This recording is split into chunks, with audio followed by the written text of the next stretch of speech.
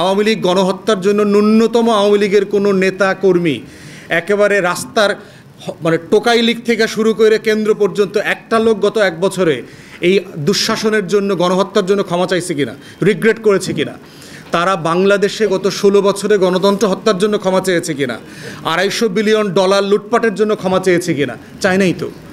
রাজনৈতিক দল কোনটা? রাজনৈতিক দল হচ্ছে সে দেশের জন্য কাজ করে, ভুল করলে ক্ষমা চায়, রিগ্রেট করে, জনগণের কাছে ফিরে আসে, জনগণের ম্যান্ডেট নেয়। আওয়ামী লীগ কি আসলে আমাদের রাজনৈতিক প্রতিপক্ষ? আওয়ামী লীগ তো রাজনৈতিক দল কিনা। সে গত 16 বছর হেন কি কাজ করে নাই যে কারণে তাকে রাজনৈতিক দল আমাকে বলতে হবে? তাদের ন্যারেটিভটাও কিন্তু সেরকমই ছিল গত 15 বছর, যে বিএনপি রাজনৈতিক দল না, একটা সন্ত্রাসী দল, জামাত ইসলামী একটা জঙ্গি দল, আপনারা কোনো রাজনৈতিক অনুষঙ্গ না। বিএনপির বিরুদ্ধে কি গণ অভ্যুত্থান হয়েছিল? বিএনপির নেতারা খালেদা জিয়া কি পালায়া ভারতে চলে গেছিল? প্রশ্ন হচ্ছে যে আওয়ামী লীগ গণ অভ্যুত্থানের একটা পরাজিত দল। এই পরাজিত দলকে রাজনীতি করতে দেবার আকাঙ্ক্ষা তৈরি হওয়ার আগে তো দেখতে হবে সে আসলে রাজনৈতিক দলের মতো আচরণ করতেছে কিনা। গত 15ই আগস্টে দেখবেন হাসিনা তারা এখনও প্রধানমন্ত্রী দাবি করছে, যেখানে নির্বাচন হয় নাই, নির্বাচন ছাড়া দিল্লির ম্যান্ডেট নিয়ে এসে বসছে, পালায়াও দিল্লিতে চলে গেছে। সে এখনও দিনে রাতে বাংলাদেশের বিরুদ্ধে ষড়যন্ত্র করছে। আপনারা দেখেছেন কদিন আগে কলকাতায় অফিস খুলছে, দিল্লিতে অফিস খুলছে, এস আলমের সাথে গোপন বৈঠক করেছে। হাসিনা 4,000 কোটি টাকা চাইছে এস আলমের কাছে, 2,500 কোটি টাকা অলরেডি দিয়ে দিচ্ছে। আজকে এই যে মঞ্চ 71 যে সকল উস্কানি উৎপাত তৈরি করতেছে, এই টাকাগুলো কোথার থেকে আসতেছে? গুলিস্তানে ঝটিকা মিছিল, এইখানে সেখানে ঝটিকা মিছিল আওয়ামী লীগের, সেগুলো কোত্থেকে আসতেছে?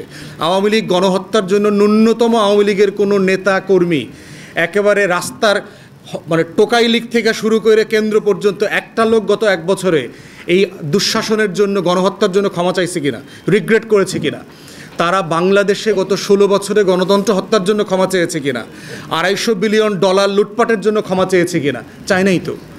রাজনৈতিক দল কোনটা? রাজনৈতিক দল হচ্ছে সে দেশের জন্য কাজ করে, ভুল করলে ক্ষমা চায়, রিগ্রেট করে, জনগণের কাছে ফিরে আসে, জনগণের ম্যান্ডেট নেয়।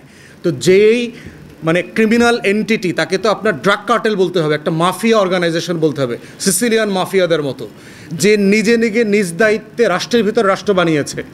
অতএব তাকে রাজনৈতিক দল আকারে বিবেচনা করাটা হচ্ছে রাষ্ট্রবিজ্ঞানের সকল সংজ্ঞাকে, ইতিহাসের সকল ধারাবাহিকতাকে অস্বীকার করার মতো করে আর কি। অতএব সেই ব্যাপারে আমরা বলেছি যে আওয়ামী লীগ প্রশ্ন ডিল করার কথা শুরু থেকে আমি বলেছি। তদন্ত কমিশন, গণতদন্ত কমিশনের কথা বলেছি। আওয়ামী লীগকে কী করা যেতে পারে?